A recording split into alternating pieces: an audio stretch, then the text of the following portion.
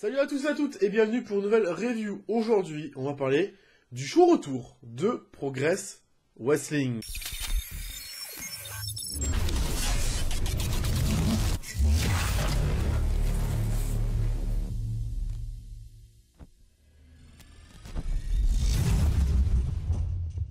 Donc c'était le chapter 104, tout simplement de Progress Wrestling Natural Progression Series. Qu'est-ce que c'est? Ah oui, tu peux me dire qu'est-ce que c'est? Le Natural Progression Series, c'est tout simplement un tournoi où on met en avant uniquement des jeunes catcheurs qui ont très peu d'années d'expérience. Donc c'est pas non plus le meilleur tournoi pour faire le retour de Progress Wrestling. Ça peut attirer pas énormément de monde, on peut se le dire. Et le gagnant, il a tout simplement un shot au titre de son choix, donc titre par équipe, titre A-Class, titre Heavyweight, le titre de son choix. À huis clos, donc c'est un peu triste, disponible sur une network de WWE, ou tout simplement sur le Progress On Demand. Et c'était diffusé le 20 février 2021 au Theatre Peckham à Londres en Angleterre, commenté par Charles Conley et Husley Malone. Et on va commencer par résumer un peu la Progress, qu'avec le Covid, ils ont arrêté les shows. Avec le Speaking Out, ils ont perdu beaucoup de talent, et avec l'arrivée d'NXT UK qui a piqué 80% de leur talent, ça fait un peu mal de perdre tout ce genre de talent. Et on va commencer quand même avec le premier tour, parce que ce fameux tournoi, la première nuit était au premier tour, plus un match de championnat, voilà. Parce qu'on tease un peu pour le chapter 105, je ferai aussi une review du chapter 105. Le premier match de soir était donc pour tout simplement être number one contender au Progress Unified Championship de Cara Noir. Donc Chris Ridgeway affrontait Jen Money, qui affrontait Omari, qui affrontait Spike Trivette. Et c'était cool, 9 minutes 15, un peu court, 3-1/4, super Fatal Foray. Chris Ridgeway que je présente plus, Omari WCPW, Jen Money, très fan, vraiment, j'ai jamais vu catcher mais très fan. Et Spike Trivette qui est pas incroyable non plus, ça a l'air d'être un bon heal, mais voilà, ça m'a pas tapé dans l'œil. On va avoir un super combat, beaucoup de voltige, beaucoup de gens où ça va se lancer dans des beaux enchaînements, des suicide dives, surtout de la part de Jen Money, des super jamins de Ridgeway, mais sans surprise Ridgeway, quel catcheur incroyable. Un des meilleurs catcheurs du circuit anglais, faut le dire, à l'heure actuelle. Il va porter un super penalty kick sur Jen Money qui va se dégager, suivi d'un second pour remporter la victoire assez court. Omari qui a un peu brillé aussi dans ce combat-là, donc Omari Ridgeway et Money sont les trois à avoir brillé. Trulé, je m'en foutais un peu, donc voilà, ça n'a pas brillé, je m'en fous. Royalement, vraiment, beau combat, rien à dire dessus. Le match suivant était pour le premier tour du Natural Progression Tournament, hein. Man Like the Rays affrontait Luke Jacobs. C'était pas ouf du tout. 9 minutes 39, 2,5. Man Like the Rays que j'aime bien, il est plutôt pas mal dans le ring. Il fait du tir-up dans son entrée, moi j'aime beaucoup. Luke Jacob, par contre, très technique, hein. Très technique, ok. Il a un peu le slip à la Daniel Bryan de ses débuts, mais par contre, le charisme est absent. Il a aucun charisme. Il est hésitant à mort dans le ring. Il est, comme dirait Rivna, il est giga green, quoi. Mais vraiment, Luke Jacob, que dalle, hein. Il me plaît pas du tout.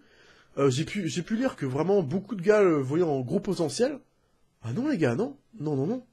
Ah non, pour moi le Jacob c'est un bon catcheur mid-card, mais il va rien faire du tout, hein. Il va rien faire du tout, hein. On va avoir un 450 plages de déraille dans le combat, esquiver et lariat.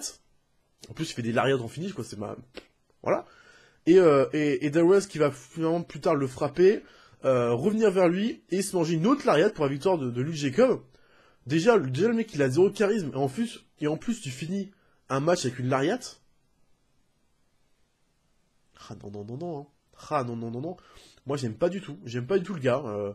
Il est dans les Young Guns, hein, j'ai vu avec Ethan Allen, mais pour moi il y a vraiment il y avait aucune alchimie entre les deux. Les deux étaient des noms inconnus, et pour moi aucun des deux n'a un gros potentiel. Désolé de le dire, mais pour moi je vois rien en Luke Jacobs. Je vois peut-être un peu de choses en D-Rise, en heal. Il peut être un heal sympa. Mais par contre, Luke Jacob, je vois absolument rien du tout en lui. Les fans de Pro, vous pouvez me tomber dessus. Vous pouvez me dire ce que vous en pensez, Luke Jacobs. N'hésitez pas. S'il y a des fans de Progress dans mes abonnés, et que vous voulez... vous pouvez me dire ce que vous pensez du Jacobs. Moi, j'aime pas du tout. Je trouve qu'il y a rien. Rien du tout. Le match suivant, toujours pour le premier tour, Kid Lycos 2. Puisque Kid Lycos avait pris sa retraite, et en fait, c'est sorte de protégé, il a 18 piges au passage, qui donc reprend le match de Kid Lycos, face à donc Ethan Allen, le partenaire de Luke Jacob dans les Young Guns. Bon, Ethan Allen, le charisme aussi inutile, non présent. Le combat va être bien. 12 minutes 12, 3 étoiles. On a un super combat principalement fait par Kid Lycos qui nous montre toute sa panoplie. Un ruban de Spanish Fly en étant assis de la troisième corde. Vraiment rien à dire. De super German de la part d'Ethan Allen qui va enchaîner avec un Mutilation Armbar. Et Kid Lycos qui va donc abandonner. Eh ben putain. Je m'attendais à tout sauf à ce que Kid Lycos abandonne dans ce combat-là. Je m'attendais à ce qu'il remporte le combat. Bien déçu. Mais ok, Ethan Allen et Luke Jacob qui iront s'affronter lors du second tour, tout simplement lors du chapter 105. Ethan Allen qui a comme son partenaire aucun charisme, mais qui est beaucoup mieux dans le ring, qui est meilleur, et j'ai plus de potentiel avec lui que Luke Jacob. Par contre, Kid Lycos a un giga potentiel incroyable. Presque pas green dans le ring, franchement juste fantastique, Kid Lycos, vraiment fantastique. Le match suivant, on parle un peu de catch féminin, puisque Millie Mackenzie affrontait Mercedes Blaze. Eh ben Mercedes Blaze, je suis tombé amoureux. La outfit de Mercedes Blaze. Putain. Putain, et en plus, elle a une présence, elle a une instance, elle dégage quelque chose, putain. Elle dégage quelque chose, Mercedes Blaze. Elle dégage quelque chose d'incroyable. Millie Mackenzie, que j'aime beaucoup, évidemment, quelque chose que j'aime bien. Très jeune aussi, Mackenzie, qui doit avoir 20 ans, un truc comme ça, à tout péter. 7 minutes 16, 2 étoiles et demie, c'était une belle opposition, un beau combat. On va voir un roll-up de Millie Mackenzie, suivi d'un running cutter, near fall de Blaze, et derrière, Mackenzie va remporter avec une sorte de elbow reverse DDT, dans un combat très cool. Blaze qui va avoir pas mal d'opposition, pas mal de domination dans le combat. Franchement, rien à dire, franchement, super combat, Blaze, super heal, vraiment super heal dans le ring, babyface de Millie Mackenzie, franchement. Les deux, ça fonctionne, les deux, ça clippe bien ensemble. Et j'ai vraiment hâte de voir les deux du côté du chapter 5, parce qu'il y aura un Turner Battle. Voilà, Millie Mackenzie qui était du côté de Defiant à l'époque, hein, que j'ai beaucoup aimé. Et Blaze, vraiment amoureux je suis. Et on continue le tournoi de ce Natural Progression Series avec Elijah face à Danny Black, toujours dans le premier tour de ce tournoi. 10 minutes 59 de combat. On a un 3 étoiles, on a un bon combat. Elijah que j'ai beaucoup aimé, qui pue le charisme par contre. Lui, il pue le charisme et j'aimerais bien le revoir plus haut dans la carte. Vraiment, vraiment mid-card. Je le sens bien, lui, je le sens un gros potentiel. Danny Black, par contre, charisme pas présent, hein. Pas aucun charisme. Hein. Par contre, super bon dans le ring. Hein. Comparé à Jake, là, super in-ring de Danny Black qui joue l'underdog à la perfection. Elijah qui va enchaîner les prises, les grosses prises avec les near fall qui vont s'enchaîner.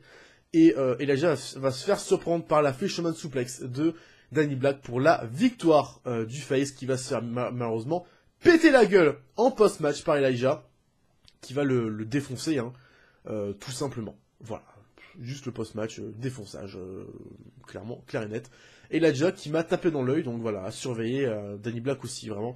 Va falloir travailler un personnage, va falloir travailler un charisme du côté de Danny Black. Mais c'est plutôt bon, c'est bon signe pour la suite.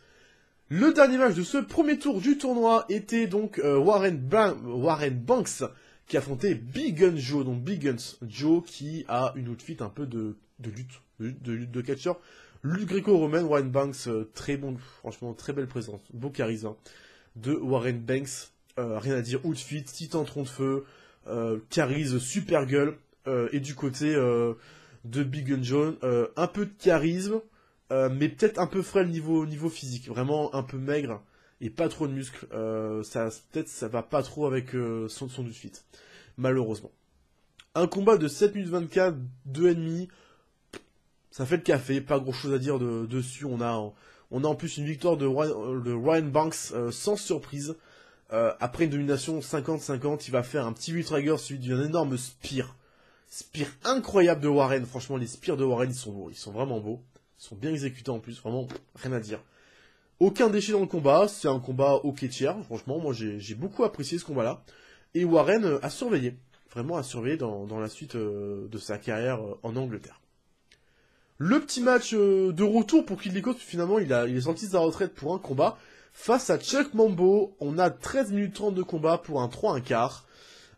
C'est ok, c'est plutôt sympa, Mambo qui a une outfit assez joyeuse, assez colorée, c'est plutôt cool. On a une belle opposition, on a beaucoup de catch, on a beaucoup de near fall, surtout du côté de Kid Lycos qui va se faire pas mal dominer par Chuck Mambo.